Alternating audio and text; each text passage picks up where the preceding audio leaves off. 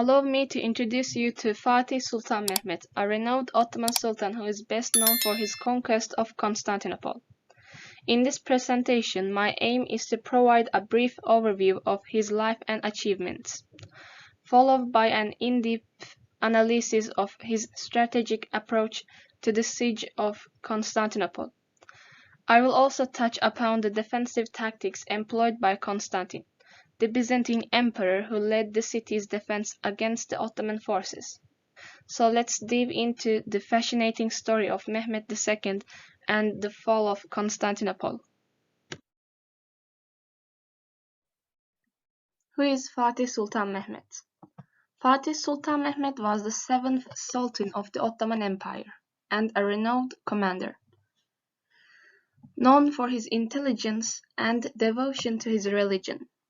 He ascended to the throne twice, the first time at the age of 12 in 1444 to 1446, after his father Murat II abdicated in his favor.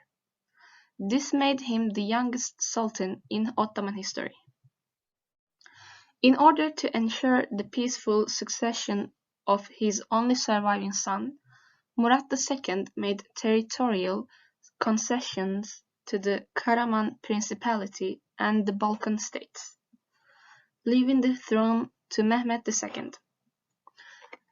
Fatih Sultan Mehmet's mother was Hüma Hatun, the wife of Sultan Murat II, but information about her is limited. Mehmet II had 9 siblings, but only he survived to become sultan. He was known for his innovative military strategies and leadership skills.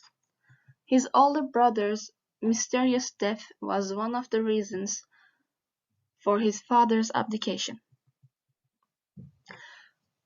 Mehmet II's accession to the throne at a young age encouraged the Crusaders to break the peace treaty and march towards the Ottoman Empire. He famously wrote a letter to his father in which he stated, "If you are the Sultan, come and lead the army, but if I am the Sultan, I order you to come and lead the army." After his father's return and death in 1451, Mehmet II took control of the army and the throne. He continued his sultanate for 30 years until his death in 1481, at the age of 49. Throughout his reign, he was known for his intelligence, military prowess, and innovative strategies, which led to the expansion of the Ottoman Empire. His education. Mehmet II had taken a good education from those times' best scholars. He learned from politics to religion, science to culture, and arts to philosophy. He had trained every day for his war ability, to be a good commander, and he spoke 8 languages fluently, for communication between other empires or countries. Some of his teachers was Molla Gurani, who was an Islamic scholar, Molla Hüsrev, who was also an Islamic scholar, and Akşemseddin, who was also an Islamic scholar and advanced in medical science. And then Ali Kuşçu, he was an astronomer, mathematician, physicist, philosopher, and linguist.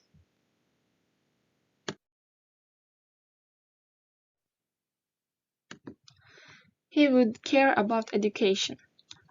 Mehmet the Conqueror had taken a good education.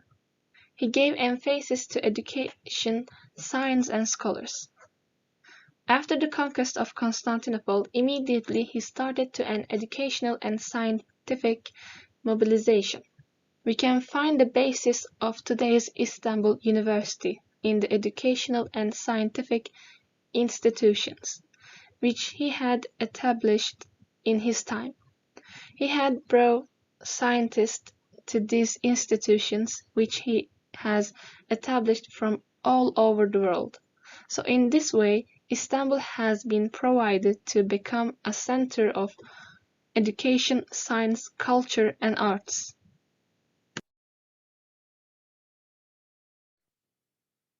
Fatih Sultan Mehmet was a skilled Ottoman sultan known for his military conquests and his role in expanding the Ottoman Empire.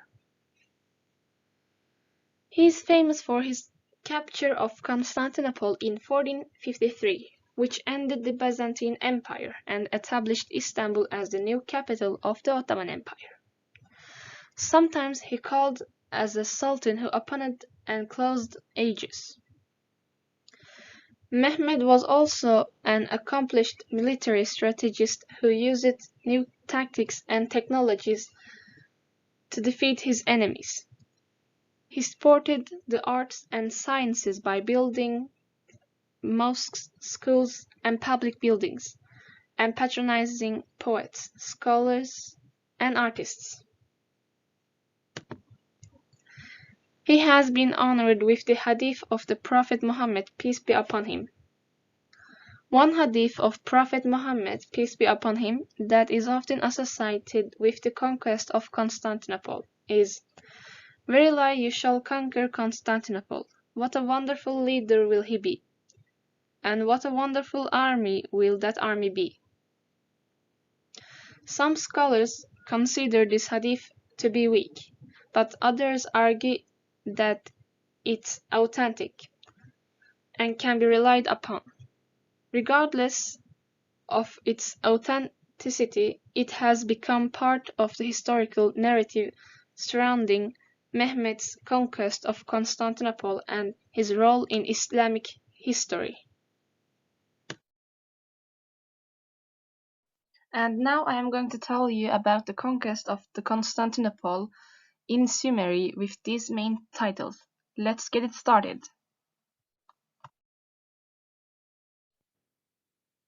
I would like to begin by telling the Byzantine Empire during the time of the conquest of Constantinople, including the ruler at that time, their role in the conquest, and their eventual fate.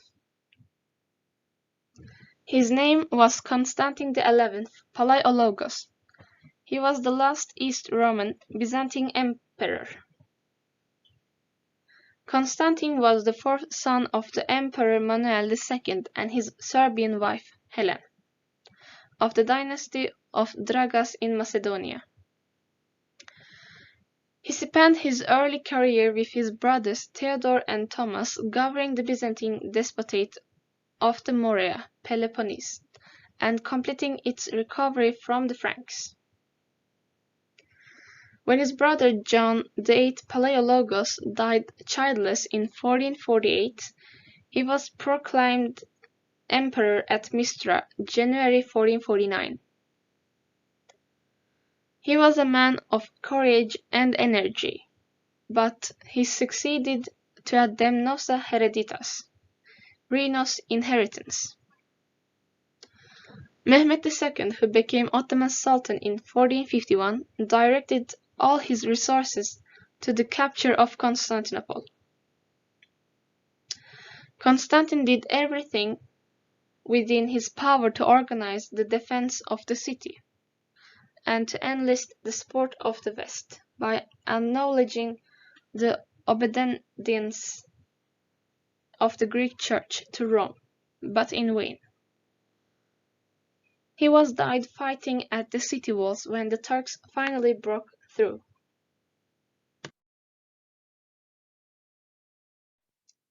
During the 5th century, Emperor Theodosius II built the Theodosian Walls, the largest and the strongest fortifications surrounding the Byzantine Empire's capital city of Constantinople.